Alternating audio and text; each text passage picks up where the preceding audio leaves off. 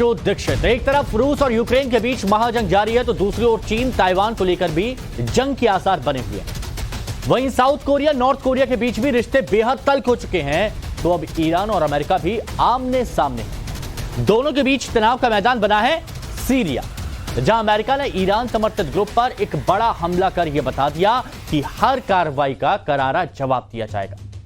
Iran के मुद्दे पर दोनों देश के रिश्ते एक बार फिर से बेहद खराब हो चुके हैं। जरा सी गुस्सावे की कार्रवाई तबाही का नया मंजर दिखा सकती है। और आज के स्पेशल शो में ऐसी तल्ख और तेजाबी हो चुके रिश्ते की बात करेंगे, बताएंगे कि माहौल क्यों इतना खराब हो चुका है। लेकिन एक बड़ी खबर आपको बता दें, और बड़ी खबर यह कि ईरान और अमेरिका के बीच एक बार फिर से टकराव बढ़ गया। ईरान और अमेरिका के बीच एक बार फिर से टकराव बढ़ गया है। सीरिया को लेकर दोनों देश आमने सामने हैं। सीरिया में जंग का नया मोर्चा खुल सकता है। ईरानी ड्रोन के हमले के बाद अमेरिका ने बमबाजी की है और ईरानी हमले में 6 अमेरिकी सैनिक घायल हुए हैं। ये बड़ी खबर इस वक्त की आपको बता रहे हैं। अमेरिका वर्सेस ईरान, एक नया मोर्चा अब बनता हुआ नजर आ रहा है सीरिया में। ईरानी ड्रोन के हमले के बाद अमेरिका ने बमबारी की और ईरानी हमले में 6 अमेरिकी सैनिक घायल हुए हैं। और उसके बाद देखिए रॉकेट से ताबड़तोड़ ये हमला किया गया और इसीलिए कहा जा रहा है कि तनाव अब बढ़ गया है एक बार फिर से। एक तरफ ईरान तो दूसरी तरफ अमेरिका। इससे पहले भी हम देख चुके हैं कि क्या हालात हुए थे।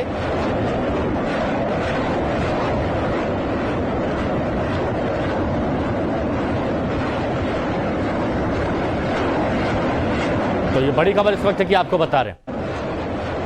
पावर के टसल में सीरिया किस तरह से अब एक नया मोर्चा बनता हुआ नजर आ रहा है, ये आप इन तस्वीरों में देख सकते हैं। ये इस बात की गवाही दे रहे हैं।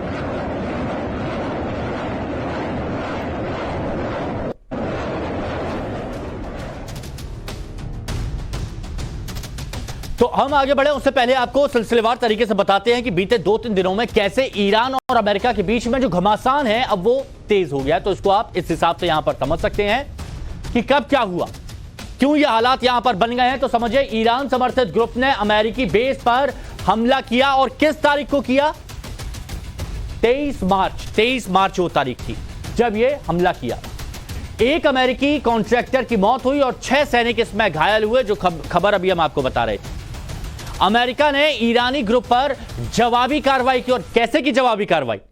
एक के बाद एक रॉकेट भी दागे गए और F-15 फाइटर जेट से ईरानी बेस पर एयर स्ट्राइक कर दी।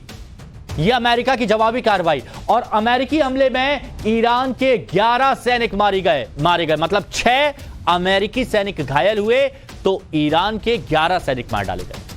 ईरान ने दोबारा 10 मिसाइल से अटैक किया। ईरान शांत बैठने वाला नहीं था। अमेरिका ने हमला किया तो फिर ईरान ने दोबारा से अटैक किया और इसमें 2 महिलाओं और बच्चों को मामूली चोट भी पहुंची है। उसके बाद 24 मार्च, अगले दिन उसके 23 मार्च के 2 अमेरिकी बेस पर ईरान ने एक बार फिर से हमला कर दिया। मतलब शांत नहीं बैठे। ईरान कह रहा हम शांत नहीं बैठेंगे। 3 ड्रोन और 5 रॉकेट का इस्तेमाल हुआ। किसकी तरफ से हुआ? ईरान की तरफ से हुआ। 5 रॉकेट और 3 ड्रोन। अब अमेरिका ने क्या किया? अमेरिका ने 3 में से 2 ड्रोन उसी वक्त मार गिराए। एयर डिफेंस सिस्टम मजबूत था। उसके बाद ईरानी अटैक से 1 अमेरिकी सैनिक यहां पर घायल हुआ। यह 24 मार्च की बात है। 23 तारीख को तो तनाव बढ़ा। उसके बाद एक दिन बाद जब ईरान यहां पर माना नहीं तो उसके बाद ये हालात हैं और इसीलिए ये कहा जा रहा है कि मामला लगातार बढ़ता जा रहा है। इस वीक एक और बड़ी खबर बता रहे हैं इस बीच आपको, और वो बड़ी खबर क्या है? अमेरिकी राष्ट्रपति जो बाइडेन ने ईरान को चेताया है, चेतावनी दी है। अमेरिकी नागरिकों को हर हाल में बचाएंगे। अब सीरिया में ईरानी अटैक के बाद जो बाइडेन का बयान आया, ईरानी अटैक के बाद अमेरिका ने कार्रवाई की और अमेरिका ने ईरानी समर्थकों पर एयर स्ट्राइक किया। Iranian-backed militant groups used an unmanned aerial vehicle to strike one of our facilities, causing several American casualties. One of our citizens tragically died in that attack. And on the flight up yesterday, I spoke to our national security team and ordered an immediate response. Last night, U.S. military forces carried out a series of airstrikes in Syria targeting those responsible for attacking our personnel. Make no mistake, the United States does not emphasize seek conflict with Iran, but be prepared for us to act forcefully, protect our people. That's exactly what happened last night. We're going to continue to keep up our efforts to counter terrorist threats in the region and partnerships with Canada and other members of the coalition to defeat ISIS. अपने नागरिकों को बचाने के लिए America कुछ भी करेगा, ये जो बाइडेन कह रहे हैं। अब ये भी जान लीजिए कि अब तक सीरिया में ईरान अमेरिका के बीच क्या क्या हुआ, तो इस बात को आप समझ कि अब तक क्या क्या हुआ है। तो ईरान समर्थित ग्रुप के यूएवी अटैक करने का दावा यहां पर किया गया, यानी अनमैन्ड आर्म्ड व्हीकल। सीरिया में अमेरिकी ठिकानों पर हमला यहां पर किया गया है। सीरिया में अमेरिकी ठिकानों पर हमला किया गया है। इसके साथ ही हमले में एक अमेरिकी नागरिक की मौत भी हुई है, यह खबर आई है। और ईरानी अटैक में कई अमेरिकी सैनिक घायल हुए हैं, जिसमें बताया गया था कि 6 सैनिक करीब ऐसे हैं जो घायल हुए। ईरानी अटैक से अमेरिका में अब नाराजगी बढ़ गई। जो बाइडेन की बातों से आपको लग रहा होगा जिस तरह से वो बयान दे रहे थे। और इसके साथ ही अमेरिका ने कई इलाकों में एयर स्ट्राइक किया, जिसका वो जिक्र कर रहे थे। यूएवी के जरिए उन्होंने कई जगह पर एयर स्ट्राइक भी किया है। ईरान समर्थित ग्रुप पर अमेरिका की तरफ से एयर स्ट्राइक किया गया है। साथ ही ईरान समर्थित ग्रुप पर अब अमेरिका अपनी नजर भी बनाए हुए है। और इसी पर बात करेंगे। Group captain retired UK Devnath ji हमारे साथ जुड़े हुए हैं, डिफेंस एक्सपर्ट हैं। देवनाथ सर, ये क्या हो रहा है? नया मोर्चा सीरिया में खुल गया क्या? मतलब अभी तक टेंशन हम कहां देख रहे थे?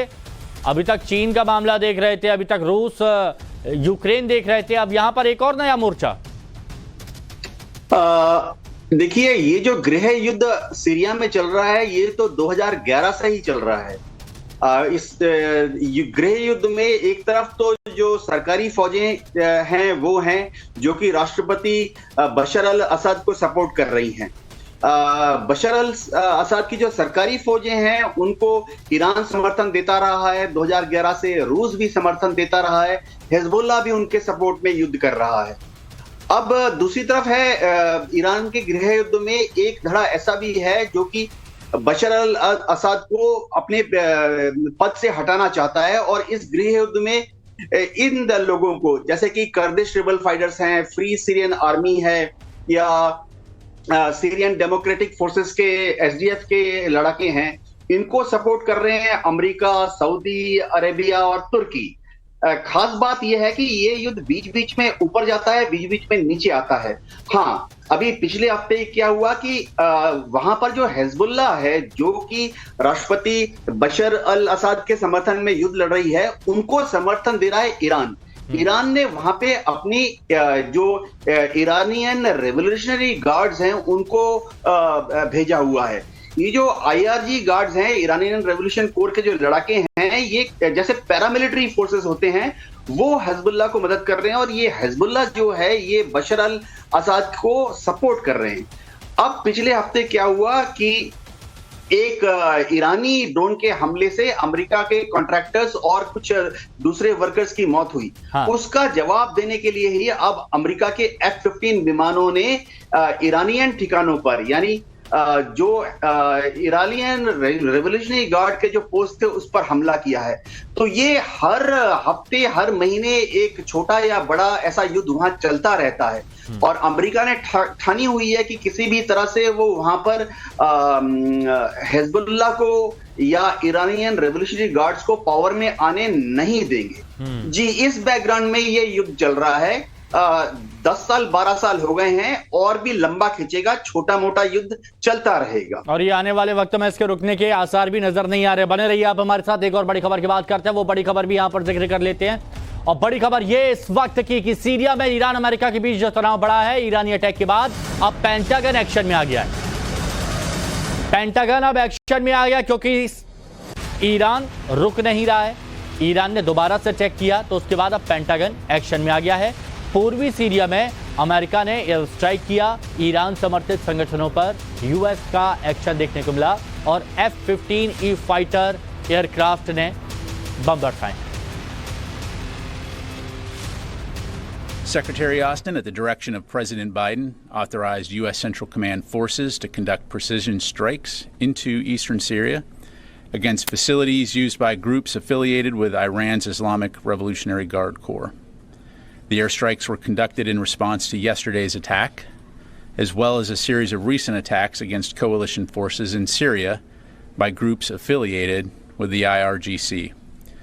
In terms of airstrike details, 2 U.S. Air Force F-15E fighter aircraft assigned to U.S. Air Force's Central and based in the CENTCOM area of responsibility struck 2 IRGC-affiliated facilities at approximately 7:40 p.m. Eastern Time, or 2:40 a.m. local. The facilities were located near Dar Zur in eastern Syria, and we're continuing to assess the outcome of the strikes. Initial indications are that the facilities were destroyed. तो defence expert योगी देवनाथ जी हमारे साथ में जुड़े हुए हैं। योगी देवनाथ जी, एक बात बताइए, जो सीरिया में रायता फैला हुआ है, अमेरिका इसे एक बार में समेटेगा या धीरे धीरे जो अभी तक होता आ रहा है? अमेरिका का लॉन्ग टर्म स्ट्रेटेजिक ऑब्जेक्टिव तो यही है कि पर्शियन गल्फ और जितने अरब देश हैं, यानी जहां जहां तेल पैदा होता है वहां पर वो अपनी डोमिनेंस बनाए रखे। इसके लिए उसने सऊदी को अपने हाथ में रखा हुआ है, इजराइल को अपने हाथ में रखा हुआ है। सीरिया के साथ बार बार अमेरिका को प्रॉब्लम आ रही है, क्योंकि सीरिया जो है वो लेबनान में और इजराइल में आज से 1-2 दशक पहले की बात है, लेबनान में और इजराइल में हस्तक्षेप करता रहता था और अमेरिका को ये लगा कि बशर अल असद की जो सरकार है उसको गिरा दिया जाए। लेकिन बशर अल असद जो है उनकी फौजी ताकत थोड़ी ज्यादा थी और ये जो सिविल वॉरफेयर हो रहा है, गृह युद्ध हो रहा है, इसमें उन्होंने अपने विरोधियों को हरा दिया। अब अमेरिका की जो फौजें हैं और अमेरिका सपोर्टेड ग्रुप है जिसमें कि CIA के एजेंट भी शामिल हैं, वो ज्यादातर अब सिर्फ उत्तर पूर्वी सीरिया में जो थोड़े टर्किश सपोर्ट मिल जाता है उनको, या थोड़ा सा कुर्द लोगों का सपोर्ट मिल जाता है, वहां पर ही बचे हैं। तो अमेरिका बहुत कोशिश कर रहा है कि ये छोटे छोटे लड़ाई से वो सीरिया की सरकारी जो गवर्नमेंट फोर्सेस हैं उनको हरा दे। अच्छा, ये धीरे धीरे, मतलब वो नहीं चाहता कि एक बार में इसका खात्मा करे, लेकिन धीरे धीरे उसकी कोशिश यही है। बहुत बहुत शुक्रिया योगी देवनाथ जी हमारे साथ जुड़ने के लिए और तमाम बातचीत के लिए।